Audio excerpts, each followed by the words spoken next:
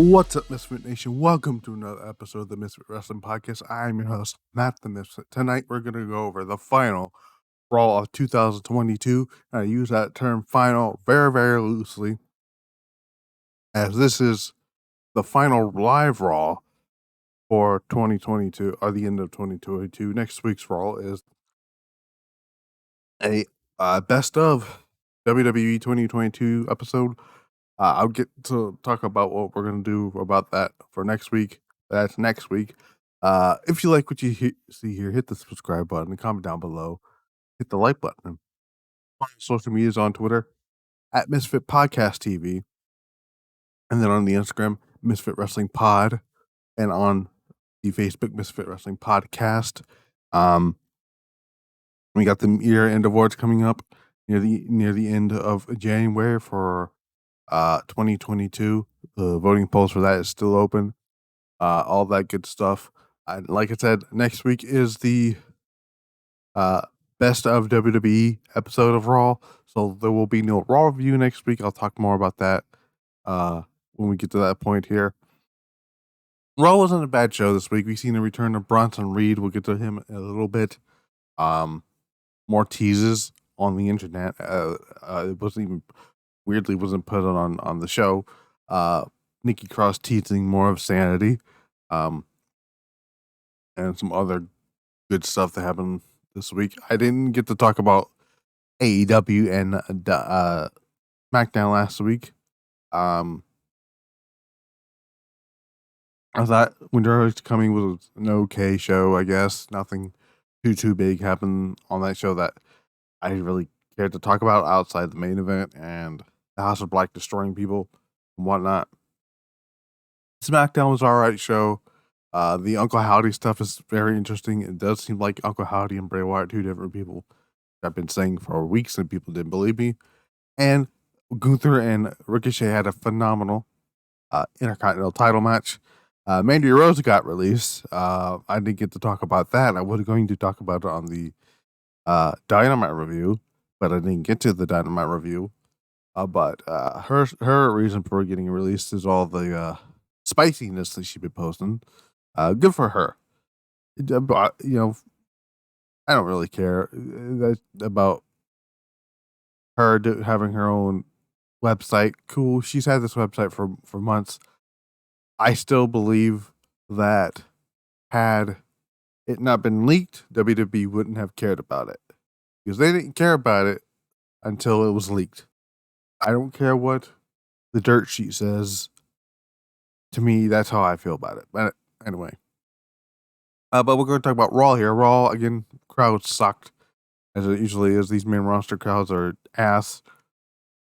But we opened with Paul Heyman, who's quote unquote backstage from Raw, was actually at SmackDown. The show, this stuff right here was taped at SmackDown. He introduces himself. He pan over to Roman Reigns and says Raw is the home of Kevin Owens. He says he continues to leave his home to crash the gates of the island of relevancy. Tells him that he's going to need much more than John Cena, because we did find out on SmackDown that not this week's episode of SmackDown, but next week's episode of SmackDown, it's going to be Kevin Owens and John Cena taking on Roman Reigns and Sami Zayn. Roman tells Owens he's going to need the entire locker room to have his back because he's interfered in his business. Says it's time to showcase the resources that he has. Says everyone will eventually acknowledge the bloodline. And then we catch up with the rest of the bloodline, who's beating the shit out of everyone, including Mustafa Ali, throughout the night. So that was a very, very weird start to Raw. Very, very odd start to Raw. But Raw opened with a tag team match.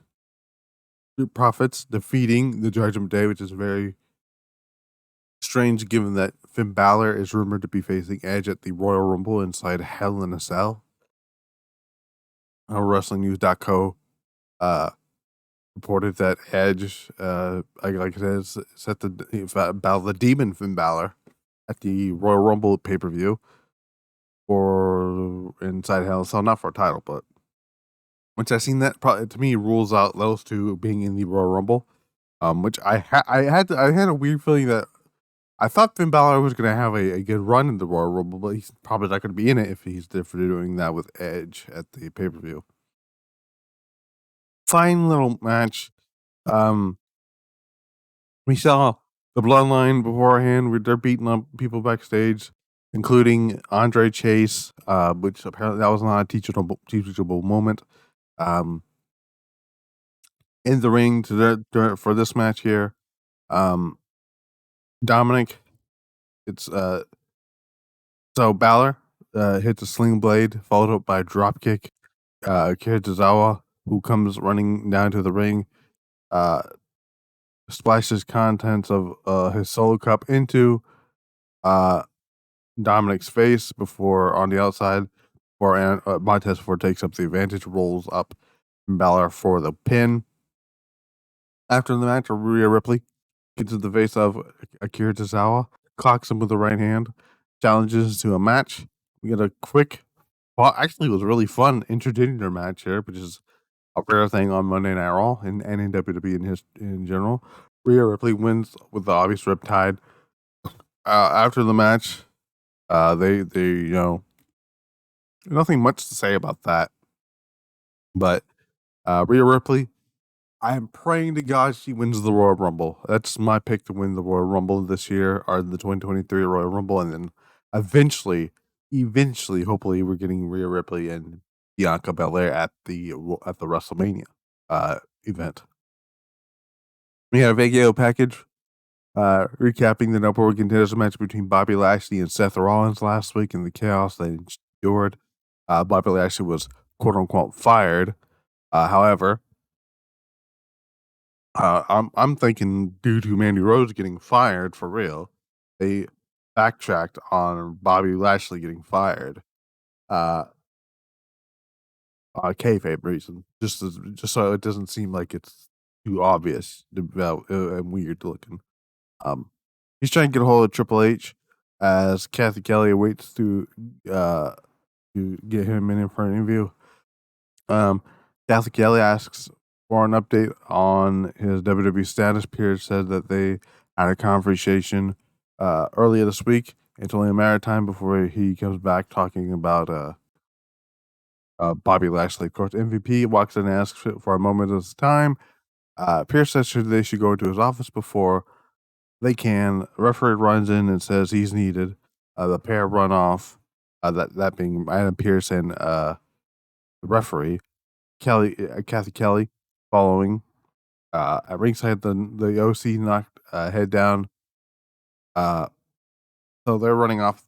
Don't know what's going on here. So the OC head to the ring for a match with Alpha Academy. They go back to the backstage. It's Adolph Ziggler who got attacked by, again, the Bloodline. Again, this match was nothing special.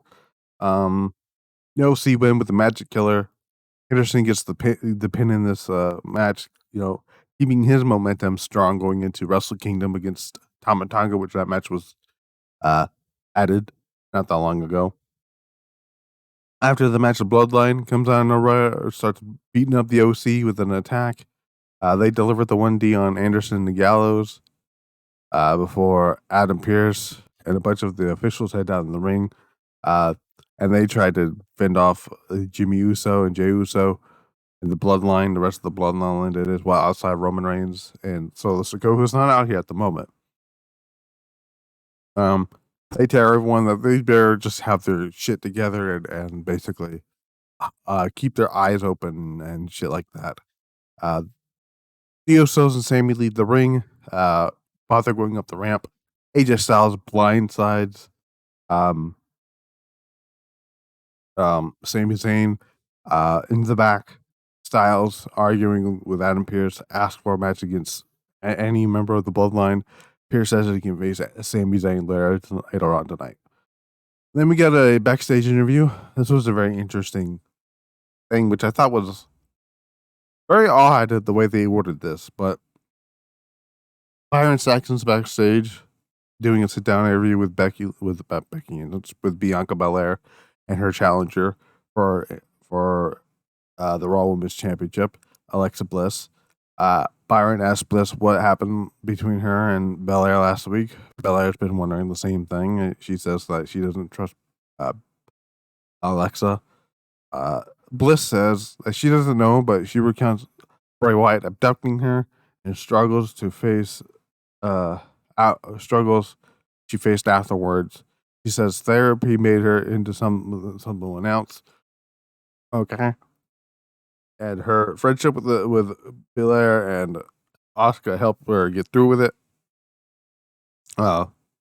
Bianca says that she hears her and sympathizes with Alexa, but she doesn't believe anything she's saying or what she fully understands of what happened.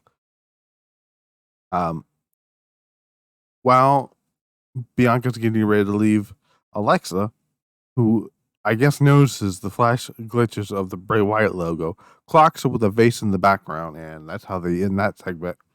It seems like to me, WWE is trying to change the narrative of what happened with Bray Wyatt and Alexa Bliss, because when I was watching the show back in 2020, there is no recollection that she abducted her or that Bray abducted her at all. All he did was give her the mandible claw and the show went off the air. There's no there was no recollection of her getting abducted. There's no anything like that. And then she says that this fucking um this this therapy session stuff changed her. I'm like, then what the fuck were you doing for the past year and a half with Bray Wyatt? What was that shit? Like, they changed the entire narrative of how this all went down. I don't know how I feel about it. But it does. But we do find out in 2 weeks from tonight. It's going to be Alexa Bliss challenging for the Raw Women's Championship. I see shenanigans happening here, and I see them going to be doing this match again. I still think they're going to try to run this match back at the Royal Rumble because this is a feud now. And I don't see them throwing this match away on a random Raw. And then go on to something else. The fact that they did pull this here tonight, and instead of it just being a championship match that gets a random match on Raw, this is now a program, and I think they're gonna do more with this after this match because I still think they're gonna do this match again at the Royal Rumble, which leaves that open for Rhea Ripley to win the Women's Royal Rumble. So there's that. Next up, we got a match I don't give a shit about. Dexter Lumis and The Miz. Dexter Lumis loses via the returning Bronson Reed. This match went on way too long. My issue is not that Bronson Reed is back. I'm very happy Bronson Reed is back. That was reported by Fightful Select that many in the company, a talent, believed that he would be back in the company. I didn't think it would be tonight. Well, then again, I thought about it. They do this all the time. They make this article, report this, and then not even hours into the show, it happens that they're on the show. But again, I'm not mad that Bronson Reed is back. I'm glad Bronson Reed is back. Bronson Reed is great.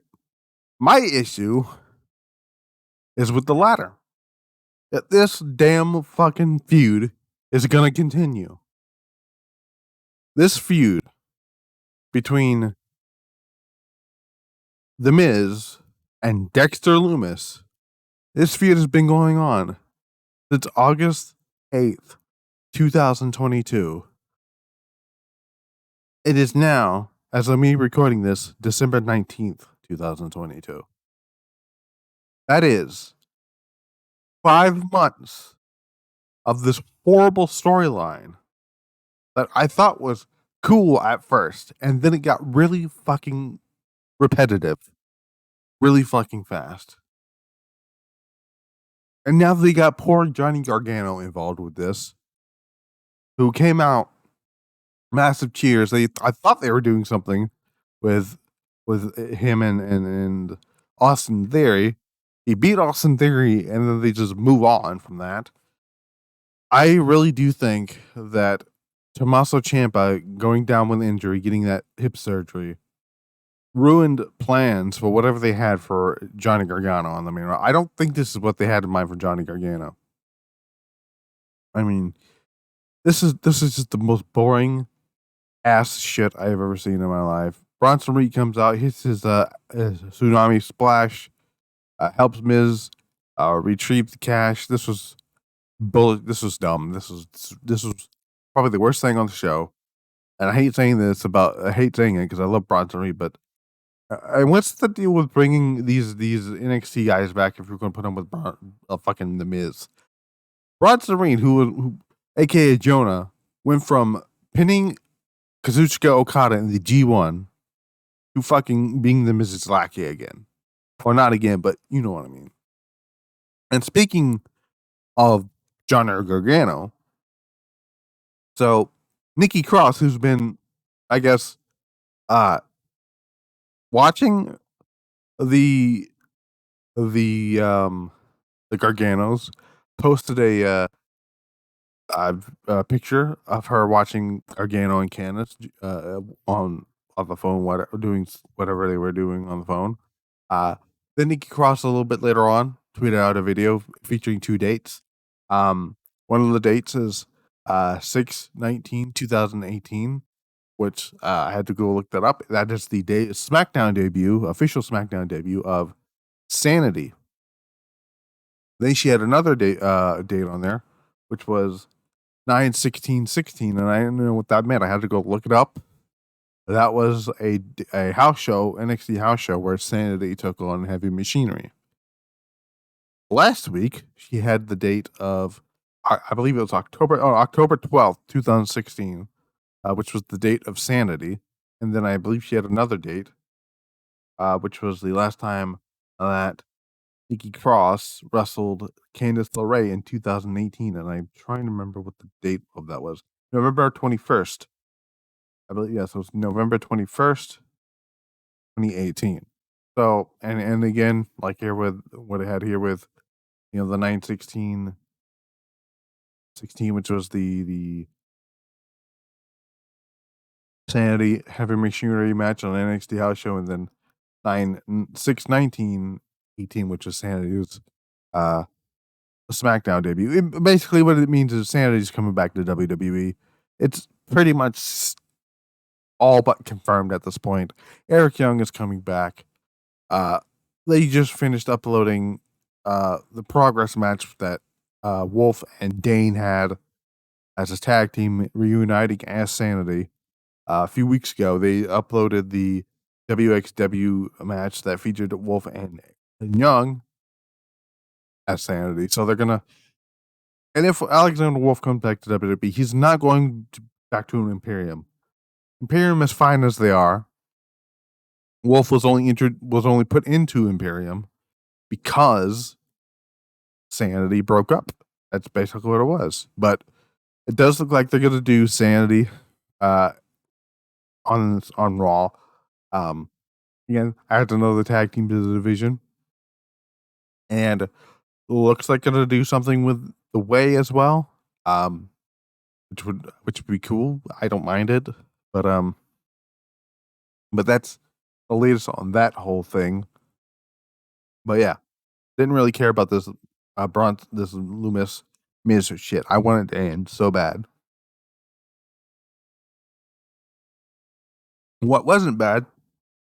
AJ Styles and Sami Zayn. AJ Styles wins, or no, Sami Zayn wins off a distraction again. Solo Sikoa comes down, hits the Samoan spike on AJ Styles. AJ Styles gets hit with the Blue Thunder Bomb for the win.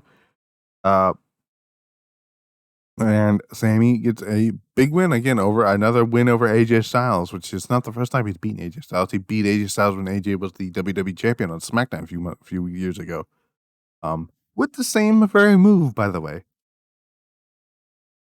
After the match, Adam Pearce heads to the ring, escorts him, tells him to go back to the back. We have Seth Rollins coming to the ring next. They're in his home state of Iowa.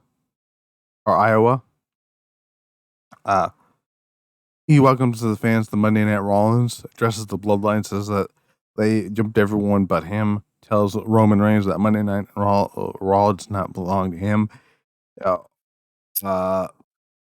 Not to Roman Reigns, but to Seth Rollins, is what he's saying. Austin Theory's stupid ass music hits and his stupid ass face comes out. He tells Rollins that Raw belongs to him. Calls Rollins the third most important member of the Shield. I believe that's what he said. The third most important member of the Shield. Theory asks how many times he's fumbled the ball. Rollins says he's reached has already reached the mountaintop. He will reach out Everest. Like I say, he calls the third most successful member of the Shield, rather. Rollins then says Theory has it all wrong. He says he is the mountaintop. It says he's the man that makes the title. Because the man makes the title, then tells Austin Theory to find out what kind of man he is right here, challenging him, not waiting for next 2 weeks to have a match right here. The Usos then come out. Rollins says Theory they deal with their crap later. Rollins get ready to beat up the Bloodline or the Usos. Austin Theory rolls out of the ring. Retreats. The Usos start beating down on Seth Rollins. Kevin Owens' music hits. He comes out here. Owens starts tossing Jimmy Uso to the barricade. Rollins takes care of Jey Uso, knocking him outside the ring. Officials try to hold back the Usos. Owens challenges the Usos to a tag match later on tonight, and Adam Pearce makes that match official. Next up, we got a really fun match, probably my favorite match of the night. We got Bayley defeating Becky Lynch. What I did love was Becky's promo beforehand was Becky walking while cutting a backstage promo. I like that. I want more of that. I don't like to see backstage. I'm kind of over the backstage promos where, I mean Bray Wyatt does it, but he does it like walks back and forth. I like what Becky was doing. She's walking close to the camera, walking down the hall, and cutting the promo. I'm tired of the same old. Oh, we'll stand here for like 5 minutes to cut an interview type promo. It's kind of lame. But this is a great match though. Becky Lynch hits a diamond dust, which would surprise the hell out of me. Bayley kicks out of that. At one point, Damage Control tried to get involved. The referee sees it, ejects Dakota Kai and Io Sky from the ring. Bayley then gets hit by a baseball slide. The referee is distracted, trying to get Dakota and Io to leave the ringside area. Bayley clocks Becky Lynch with a monitor, follows up with a rose plant for the win. This was a great match. Again, fun little match. These two have great chemistry with each other. The Diamond Dust thing surprised me as hell. They'll probably do a few more matches with these two. And then they may do this match again at the pay-per-view. But because again, like I said, the two number one people to win the Royal Rumble, the Women's Royal Rumble, is Becky and Rhea. No one else should be winning that Royal Rumble. Sorry, Charlotte. Sorry. Speaking of the Royal Rumble, I will talk about that in a little bit when I get to that story. I got a huge It's not really a huge story. It's an interesting story about a surprise Royal Rumble entrant, Forbidden Door entrant. Well, we'll get to that after the main event, which was Kevin Owens and Seth Rollins defeating the Usos. Fine little match. Nothing too big, huge happened on this match. Uh, but I love the end sequence. Uh, so Solo Sikoa tries to get involved here. Anderson and Gallows, who got beaten up earlier, come down to take out Solo Sikoa. Jey Uso takes out the pair with his own move, dive over the top rope. Rollins and nails him with everybody else with a suicide dive. Uh, then he hits Jey Uso with the curb stomp.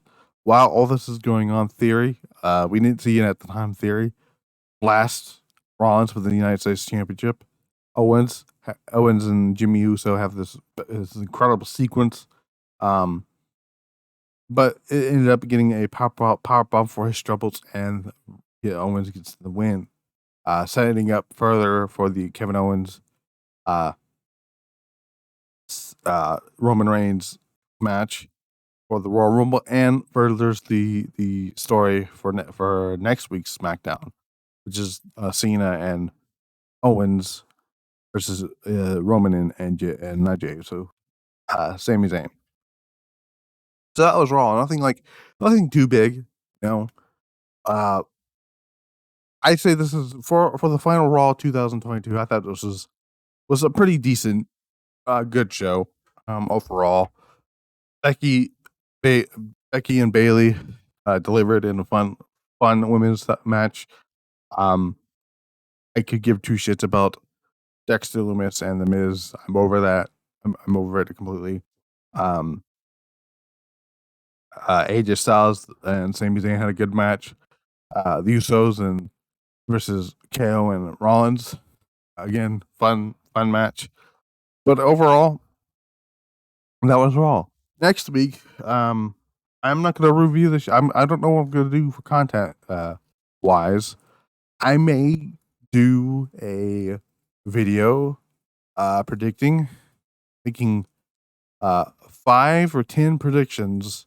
I think I'm going to do 10 predictions for 2023 when it comes to wrestling. I think that's something I might actually do. I probably going to. That's probably what I'm going to try to do.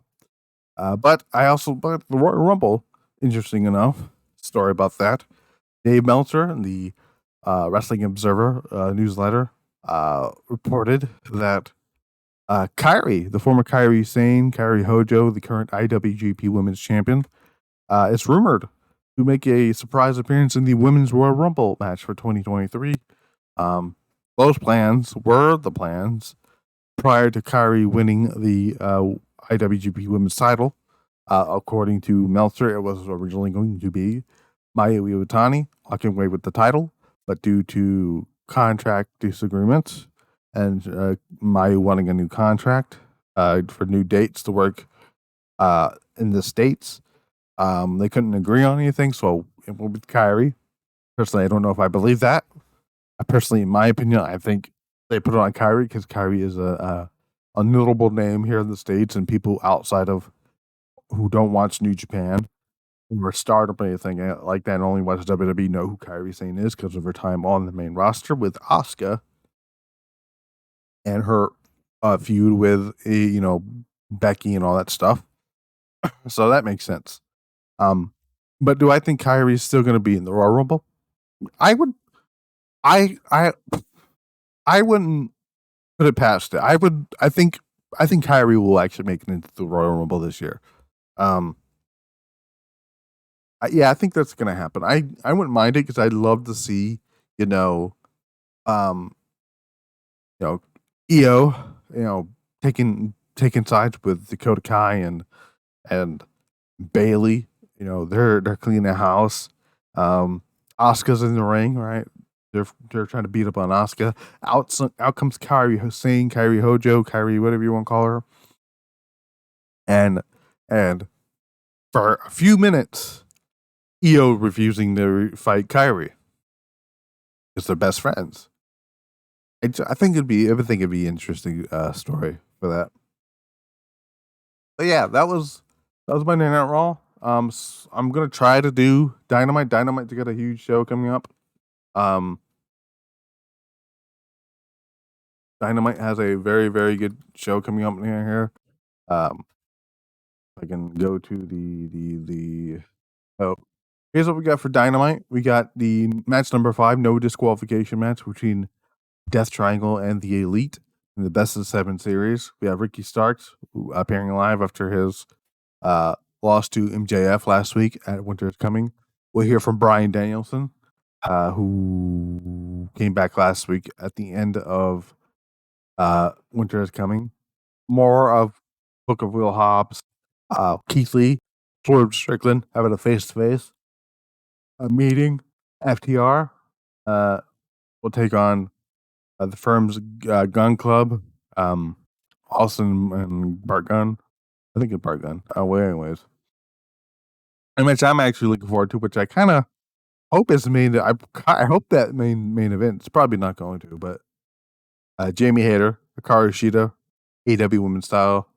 Then on SmackDown, we got a Miracle on 34th Street fight. Imperium taking on Ricochet and Gunther. Not Gunther. Not Gunther. Ricochet and Braun Strowman. Then we have Fallout from the really fun segment between LA Knight and uh, what the fuck is his name? Bray Wyatt. So, um, but yeah, I've been Matt the Misfit. This has been the Misfit Wrestling Podcast.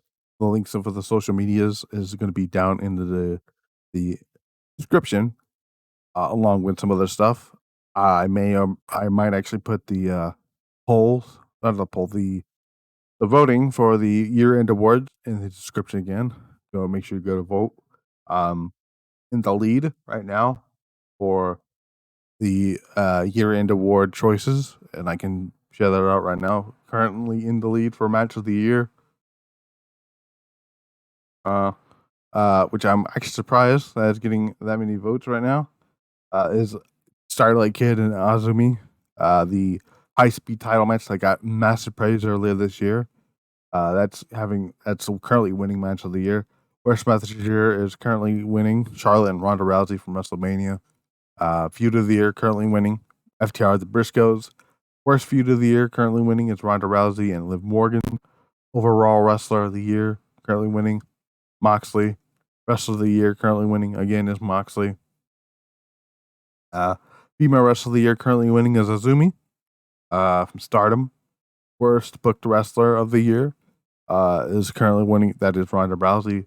Current tag team of the year that's currently winning is FTR. Show of the year currently winning is AEW New Japan Forbidden Door. Not far behind that is Stardom and New Japan's historic crossover. Return of the year currently winning is Bray Wyatt. Extreme Rules. Shocking moment of the year, still winning that is Vince McMahon retiring. Promotion of the year currently winning that is Stardom. So I'm excited to reveal the results for that come January 28th. But again, you have plenty of time to vote until the Royal Rumble. Then that's when I'm closing the polls. But the polls.